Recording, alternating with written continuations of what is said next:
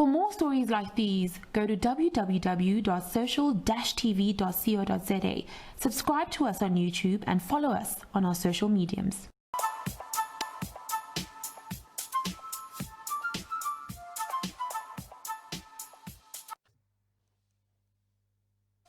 The Global Initiative to End Wildlife Crime has outlined an innovative One Health approach to reforming wildlife trade laws that the group said would help avoid future devastating wildlife-related pandemics. In other words, let's create laws that takes a look at illegal wildlife trade, where wildlife trade threatens human and animal health, stop such trade, close wildlife markets, and stem consumption.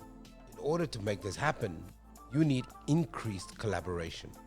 We have a chat to the End Wildlife Crime Chair, John Scanlon.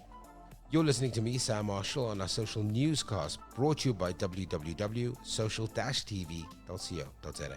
John, very important announcement or program that you guys are interested in developing. Just explain to us, the layman, what is the One Health concept? So basically, what we've come together to do is to push two objectives. One's for a wildlife crime agreement, another is for amending wildlife trade laws to build in public and animal health into decision making.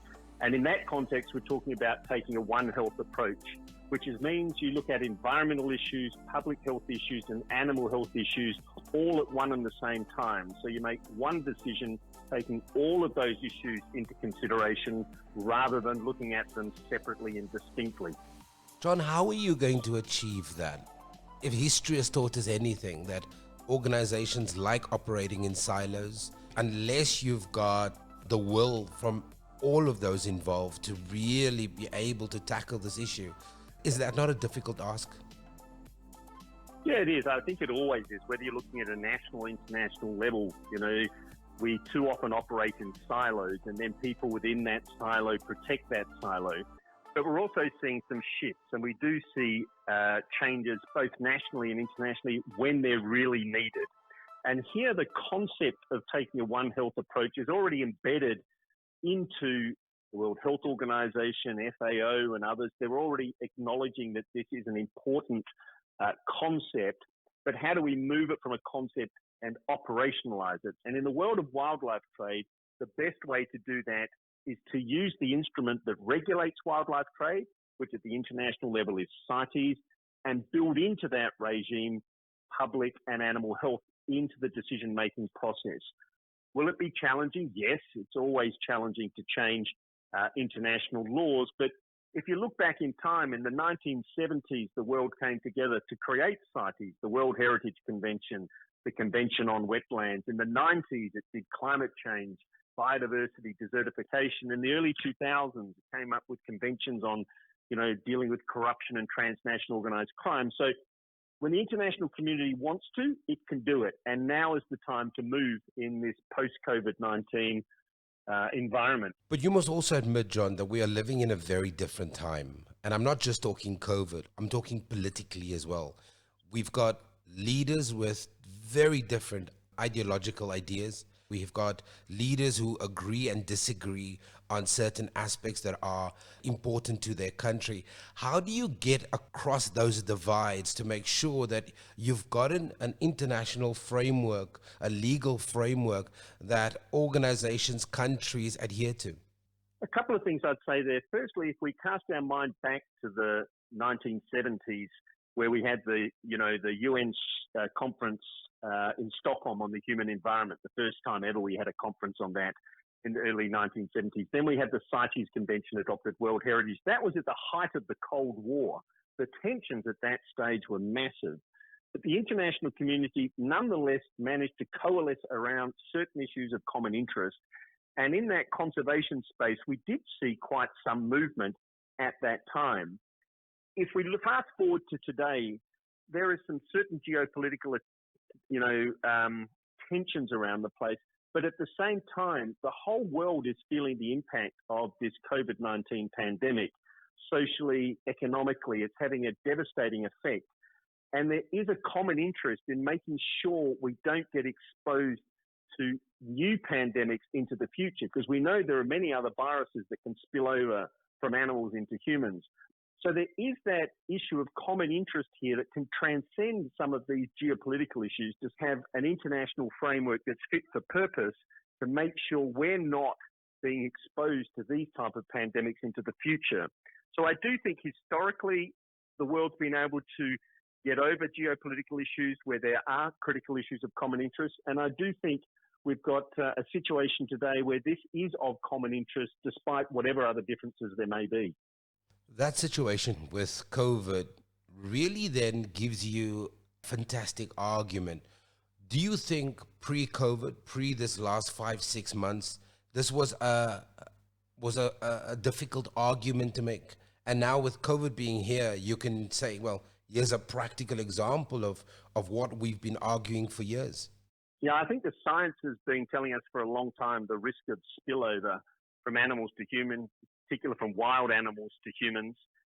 We did experience it in the past, for example, with SARS, and there were some moves after SARS, but that epidemic was brought under control. So the world did some things, but not really institutionalizing them. I think here this has been of such a scale, of such a magnitude, and has been so devastating that there's a recognition we do have to make some fundamental changes to our institutions that will survive over time to make sure that we do not expose ourselves to this into the future, or at least do everything we can to avoid finding ourselves in a similar situation further down the track.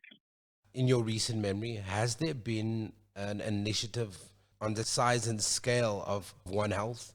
Has there been this amount of collaboration or talk about collaboration before? I think there's been a lot of talk about collaboration. So if you look at the discussions around the World Health Organization, FAO and others, there has been a discussion around One Health. There has been a discussion within the OIE, the World Animal Health Organization, around One Health, how you advance it.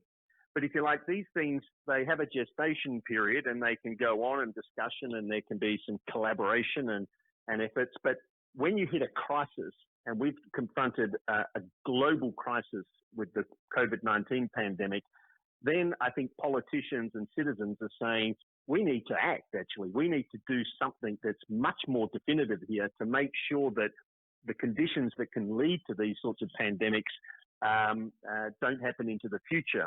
And that's where I think looking at changes to CITES, to take a One Health approach, but institutionalize it, make it a part of the international legal framework. I think now's the time to do that, embed it in the institution, make sure governments and citizens do everything they can to avoid us suffering the massive trauma of these pandemics. Second last question, John. If we do not create an intervention that's a global intervention, are we going to see more wildlife-related pandemics? Yeah, and this is about managing risk. And at the moment, we're at high risk because we're only looking at wildlife trade from an international perspective based on conservation criteria. Will it result in overexploitation of that species? We're proceeding blind to the human and animal health implications there. So we really are exposing ourselves. We're exposing ourselves to the risk of future wildlife-related pandemics associated with unregulated or poorly regulated trade. If we want to minimize that risk, we need a global effort here. It's not good enough that just 1 or 2 or 3 countries takes measures.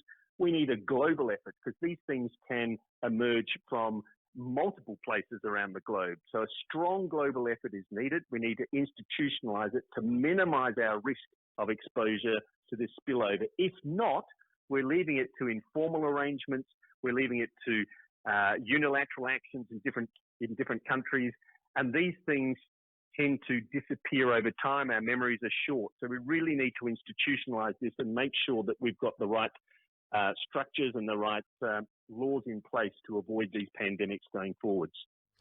And some of those elements, as you talked about, is illegal wildlife trade, is stopping the efforts where wildlife trade directly impacts on human and animal health, to close wildlife markets, to stem consumption, But then you also need collaboration from WHO, OIE, and FAO. How is those conversations going at the moment? So very well, and we also need collaboration with the UN Office of Drugs and Crime and the UN Convention Against Transnational Organised Crime, because this is how we're going to take a stronger approach to dealing with wildlife crime and with these other institutions. So we are communicating directly with these other institutions. They are starting to talk much more effectively amongst themselves.